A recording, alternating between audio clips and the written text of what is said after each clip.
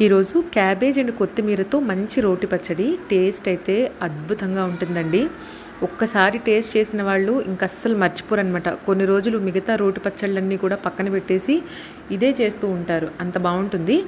And వేడి వేడి అన్నంలోకి అయితే అద్భుతంగా ఉంటుంది. టిఫిన్స్లో కూడా చాలా బాగుంటుంది. ట్రై చేయండి. అండ్ కొత్తగా చూసేవాళ్ళు మన ఛానల్ని సబ్స్క్రైబ్ చేసుకోవటం మర్చిపోవద్దు.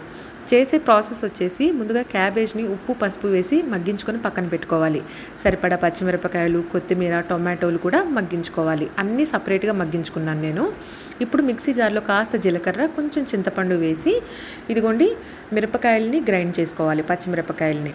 అలాగే వెల్లుల్లి రెబ్బల్ని కూడా ముందే వేసేయండి. ఇప్పుడు క్యాబేజ్ అండ్ కొత్తిమీర వేసుకొని ఇది కూడా గ్రైండ్ చేసుకున్న తర్వాత దీంట్లోని లాస్ట్లో టొమాటోలు కూడా వేసుకొని సరిపడా ఉప్పుని వేసుకొని చక్కగా గ్రైండ్ చేసుకోండి. తాలింపు తప్పకుండా వేసుకోవాలి. ఇంగువ తాలింపు అయితే ఇంకా బాగుంటుంది. ట్రై చేయండి.